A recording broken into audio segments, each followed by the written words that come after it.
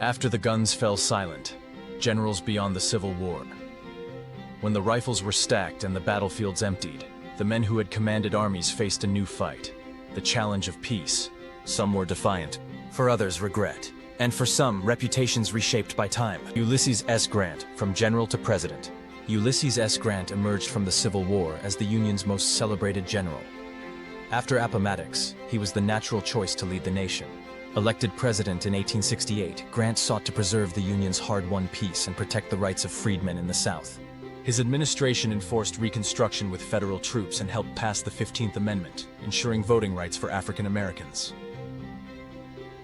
However, Grant's presidency was marred by corruption scandals involving members of his administration. Though personally honest, he was often blind to the failings of his appointees and business partners. Leaving office after 2 terms as president, Grant toured the world, receiving accolades in Europe and Asia. Upon his return, however, he faced financial ruin. His partner in a financial firm was running a Ponzi scheme which collapsed. Grant pledged to make good those that were cheated, and this devastated his family's savings. Then, in late 1884, Grant discovered that he had throat cancer, and, with the encouragement of Mark Twain, began writing his memoirs. In less than a year, while confronting certain death and intense pain, he had completed his memoirs, finishing them just days before his death. These memoirs were a commercial and critical success that secured his family's future and cemented his place in American literary history. Robert E. Lee, the silent rebuilder. Robert E. Lee, revered in the South and respected, even if begrudgingly, in the North, chose a quiet path after the war. He declined offers to lead foreign armies, and instead accepted the presidency of Washington College in Virginia, which would later become Washington and Lee University. There, he championed education, reconciliation, and a disciplined moral code for the next generation of Southern men. Lee discouraged his students from continued resistance to Union authority and urged all Southerners to accept the outcome of the war. However, he never publicly condemned the Confederacy or slavery, and his silence allowed lost cause mythology to flourish. Lee died in 1870, his final years defined by quiet dignity and a commitment to Reconstruction, though his legacy continues to stir debate over historical memory and interpretation.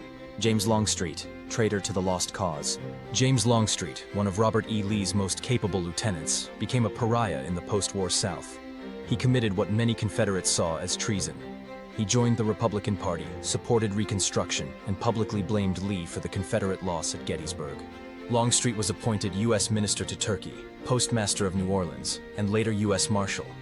He also led an integrated militia to suppress a white supremacist uprising during the 1874 Battle of Liberty Place in New Orleans. His wartime memoirs were combative and defiant, but he never wavered in his post-war beliefs. Longstreet outlived most of his contemporaries, dying in 1904, having spent decades fighting for a vision of reconciliation and racial progress. Jubal Early, architect of the lost cause. In stark contrast with Longstreet's post-war life, Jubal Early became one of the most outspoken defenders of the lost cause ideology. After Appomattox, he fled to Mexico and then Canada, fearing retribution, but eventually returned to Virginia. Early became a prolific writer and polemicist, founding the Southern Historical Society and publishing accounts that glorified the Confederacy, while vilifying Union leaders and fellow Confederates like Longstreet. His writings laid the foundation for the lost cause myth, which sanitized slavery, idealized the antebellum South, and cast the Confederacy as noble and unjustly defeated.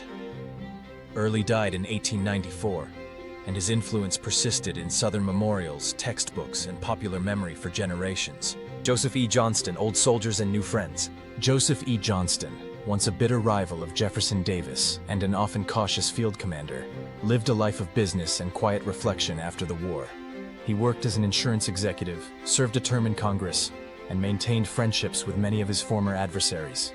His most poignant post-war moment came in 1891, when he served as a pallbearer at the funeral of his old adversary and sometime friend, William T. Sherman. Johnston removed his hat during the cold ceremony as a sign of respect, despite warnings. He caught pneumonia and died weeks later. His act of courtesy became a symbol of reconciliation and mutual respect between former enemies. William T. Sherman, marching into memory. William Tecumseh Sherman retired from military service in 1884, having served as commanding general of the U.S. Army.